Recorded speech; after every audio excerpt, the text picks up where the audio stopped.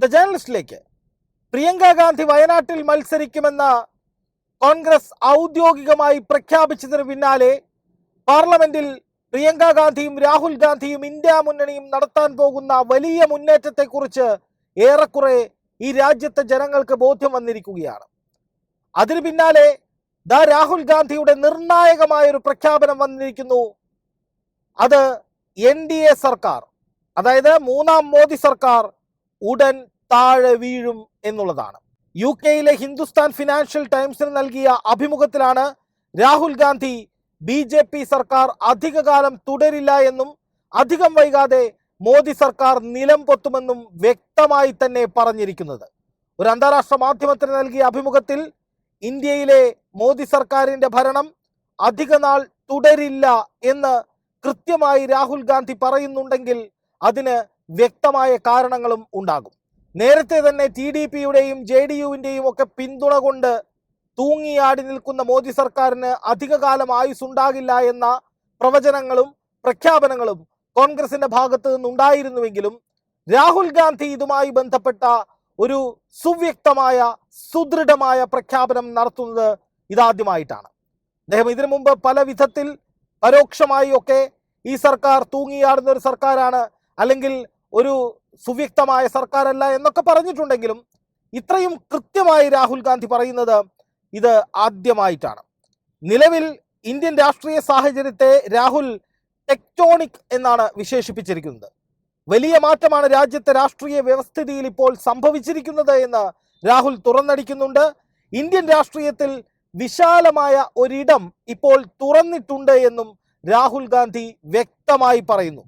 ഈ പശ്ചാത്തലത്തിൽ തുച്ഛം സീറ്റുകൾ മാത്രം കൈവശമുള്ള സഖ്യകക്ഷികളുടെ പിന്തുണയിൽ രൂപീകരിച്ച സർക്കാർ താഴെ വീഴാൻ ഒരു ചെറിയ അഭിപ്രായ ഭിന്നത മതി എന്ന് രാഹുൽ പറയുകയും അതോടൊപ്പം തന്നെ രാഹുൽ ഗാന്ധി പറയുന്ന ഏറ്റവും പ്രധാനപ്പെട്ട ഒരു കാര്യം തങ്ങളുടെ ഒരു ചാരൻ അല്ലെങ്കിൽ ഒരു കൂട്ടം ചാരന്മാർ NDAയുടെ ഈ സർക്കാരിൽ ഉണ്ട് എന്നുള്ളതാണ്.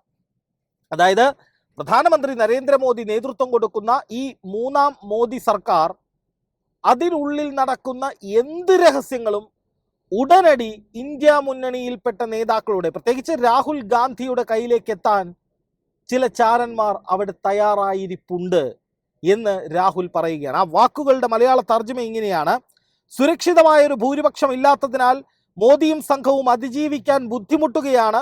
ലോക്സഭാ തെരഞ്ഞെടുപ്പിലെ തോൽവിക്ക് പിന്നാലെ മോദിയുടെ ക്യാമ്പുകളിൽ അതൃപ്തി വല്ലാതെ വർദ്ധിച്ചിട്ടുണ്ട്. അവിടെ നടക്കുന്ന പ്രശ്നങ്ങൾ, അസ്വാരസ്യങ്ങൾ, അതുപോലെ തന്നെ ആഭ്യന്തര പ്രശ്നങ്ങൾ, ഇതൊക്കെയായി ബന്ധപ്പെട്ട് കൃത്യമായ വിവരങ്ങൾ ലഭിക്കാനുള്ള സ്രോതസ്സുകൾ, അതായത് സോഴ്സുകൾ, NDA ക്യാമ്പിൽ ഞങ്ങൾക്ക് സോഴ്സുകൾ ഉണ്ട് എന്ന് രാഹുൽ ഗാന്ധി വ്യക്തമായി പറയുകയാണ്. അതിൻ്റെ അർത്ഥം എന്താണ്? ഇപ്പോൾ ഈ തൂക്കുമന്ത്രിസഭ ഇങ്ങനെ തൂങ്ങിയാടി നിൽക്കുന്നതിൽ ഏറ്റവും അധികം സന്തോഷിക്കുന്നത് രാഹുൽ ഗാന്ധിയും ഇന്ത്യ മുന്നണിയുമാണ്. ഇതെന്താണെന്ന് വെച്ചാൽ അതിലുണ്ടാകുന്ന തമ്മിലടികൾ കൃത്യമായി ഇവിടെ അറിയാൻ സാധിക്കും. ആ തമ്മിലടികൾക്ക് അനുസൃതമായി ഇവിടെ ഇരുന്നു കൊണ്ട് തന്ത്രങ്ങൾ മെനയാൻ പറ്റും. ആ തന്ത്രങ്ങൾ നടപ്പാക്കുന്നിടത്ത് മോദി സർക്കാർ താഴെ വീഴും.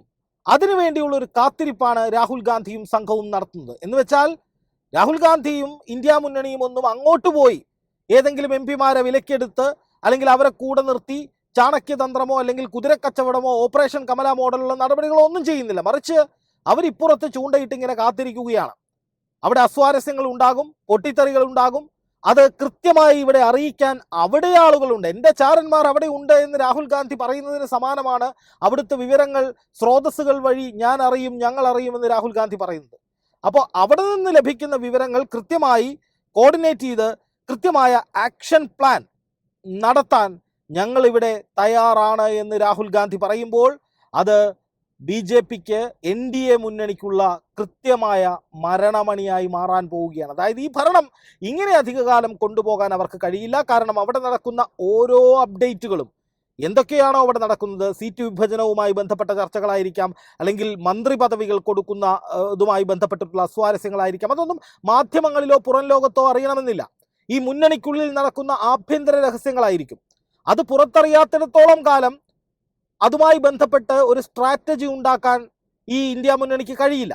പക്ഷേ അത് പുറത്തു വരാതിരുന്നാലും ആ ആഭ്യന്തര രഹസ്യങ്ങൾ ചോർത്തി അല്ലെങ്കിൽ ആ ആഭ്യന്തര രഹസ്യങ്ങൾ തങ്ങളിലേക്ക് എത്തിക്കാനുള്ള സ്രോതസ്സുകൾ എൻ ഡി എക്കകത്തുണ്ട്, ആ സർക്കാരിനുള്ളിൽ ഉണ്ട് എന്ന് രാഹുൽ ഗാന്ധി പറയുമ്പോൾ അത് ബി ജെ പിയെ സംബന്ധിച്ച്, എൻ ഡി എയെ സംബന്ധിച്ച് വലിയ ഭീതി ഉണ്ടാക്കേണ്ട കാര്യമാണ് എന്നതിൽ തർക്കമൊന്നുമില്ല.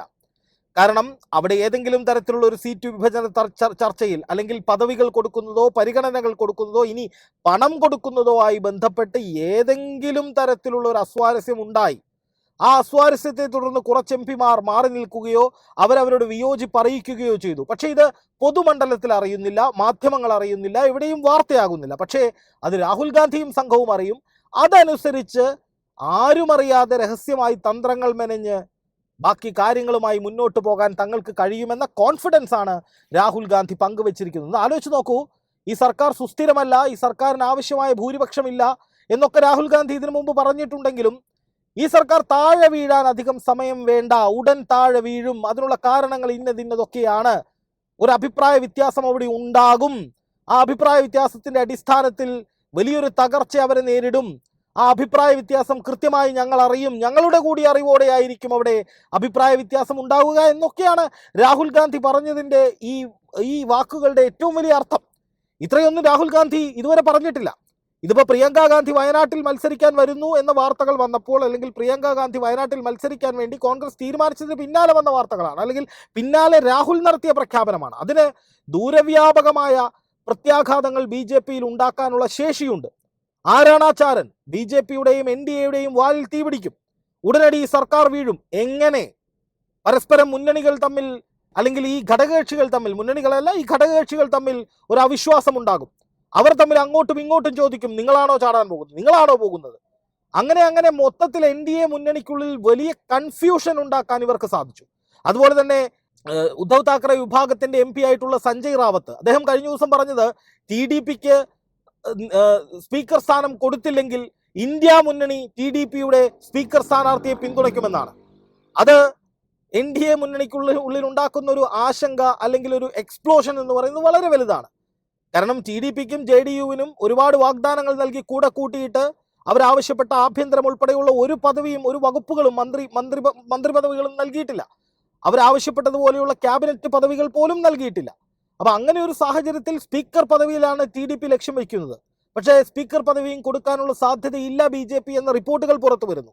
അങ്ങനെ ടി ഡി പിക്ക് പദവികൾ കൊടുത്തില്ലെങ്കിൽ ടി ഡി പിയെ ഞങ്ങൾ പിന്തുണയ്ക്കും എന്ന് ഇന്ത്യ മുന്നണി പറയുമ്പോൾ സ്വാഭാവികമായും ടി ഡി പിക്ക് ഒരു ബാർഗെയിൻ പവർ വരികയാണ്.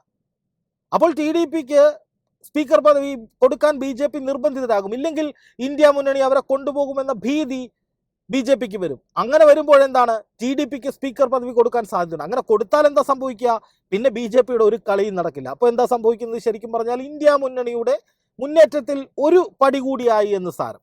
എന്തായാലും മൂന്നാം മോദി സർക്കാർ അധികാരത്തിലേറി, പ്രധാനമന്ത്രിയായി നരേന്ദ്രമോദി തന്നെ വന്നു, ഭരണം മുന്നോട്ട് പോകുന്നു. പക്ഷേ ഈ ഘടകകക്ഷി സംവിധാനങ്ങൾ, മുന്നണി സംവിധാനങ്ങളൊക്കെ തകർന്ന് തരിപ്പണമാകുന്നു, അല്ലെങ്കിൽ ഒരു സ്വസ്ഥതയും സ്വൈര്യവുമില്ലാത്ത വിധത്തിൽ അമിത്ഷായെയും മോദിയെയും ആ മുന്നണി സിസ്റ്റത്തെയും ഒക്കെ വല്ലാതെ ആക്രമിച്ചു കൊണ്ടിരിക്കുകയാണ്, അല്ലെങ്കിൽ കേടുപാടുകൾ വരുത്തിക്കൊണ്ടിരിക്കുകയാണ് രാഹുൽ ഗാന്ധിയും ഇന്ത്യ മുന്നണിയും എന്ന കാര്യത്തിൽ സംശയമില്ല.